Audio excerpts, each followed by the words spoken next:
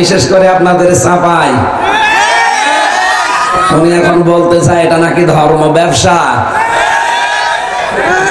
এটা নাকি তাফসির হয় না। তাফসির করার জন্য কি আপনার কাছে তাফসির শেখা লাগবে? আমি কোরআনের উপরে অনার্স মাস্টার্স করেছি বিশ্ববিদ্যালয় থেকে। এখন ওনার কাছে যে যদি বলি স্যার আপনি তাফসির আমারে পড়ান, ও পেটে বম মারলে সূরা ফাতিহা যদি আমার সামনে শুদ্ধ করে পড়তে পারে মিষ্টি খাওয়া পাবো।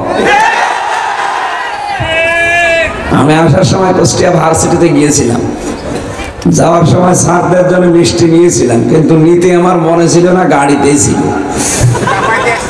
পরে যাওয়ার পরে ড্রাইভারকে বললাম এটা পাঠান, আমি তো একেবারে খালি হাতে চলে এসেছি। তা আমার মাঝে মাঝে মনে হচ্ছিল ওই মিষ্টিটাই হারুন সাহেবকে খাওয়ানো। সূরা ফাতিহাটা আমার সামনে পড়েন আর কোরআন মানে কি এই শব্দের অর্থ বলেন, আপনাকে আমি মিষ্টি খাওয়াবো। যাদের কোরআনের উপরে পাণ্ডিত্য নেই, জ্ঞান নেই, এর উপরে স্টাডি নেই, এই মানুষগুলোই দেখবেন বলে যে কোরআনের সাথে রাজনীতির সম্পর্ক নেই। অথচ আমার এই ছোট মাথার ভেতরে কোরআনে রাজনীতি করা লাগবে এরকম 918 জায়গায় আয়াত আছে। যারা বড় বড় মাথা এরকম মিজান সাহেবের মতো তো আরো বেশি পাবে, কিন্তু ওনার মাথাও বড়, কিন্তু মাথার ভেতরে এই জ্ঞান নেই। এই জন্য তারা কোরআনের কথা শুনলে ওদের কাছে রাজনীতি মনে হয়। আরে ভাই, নামাজের কথা বললে আপনার কাছে ইবাদত মনে হয়, রোজার কথা বললে ইবাদত মনে হয়, কিন্তু অর্থনীতির কথা বললে যদি আপনার কাছে রাজনীতি মনে হয় তার মানে আপনি চোর। অর্থনীতি আপনি বোঝেন না, ওটা যে ইসলামের একটা পাঠ, অনেকে জানেই না। ইসলামে অর্থনীতি নেই, এই জায়গাটা ইবাদত বানানো লাগবে না।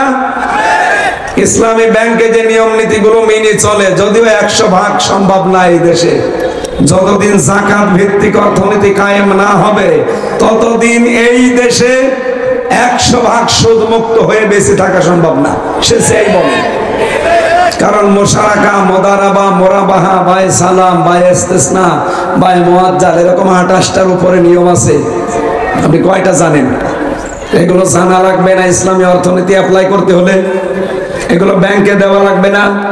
যাকাত ভিত্তিক অর্থনীতি কায়েম হয়ে গেলে এগুলো সব ব্যাংকে যাবে। এখন ইসলামী ব্যাংকে আছে, তখন সোনালী, রূপালী, চৈতালি যত ব্যাংক আছে দেশে সবাই এই নিয়ম মেনতে বাধ্য হবে। কথা বলে না কেন? নামাজ পড়ে যেমন 10 মিনিটে আপনি সওয়াব পান, ব্যাংকে বসে 8 ঘন্টা ডিউটি করলে ঠিক নামাজের মতো সওয়াব পাবেন। আর আমরা তো পুরো জীবনটা ঠিক ওইভাবেই সাজাতে চাই। এই কথা বলে না কেন?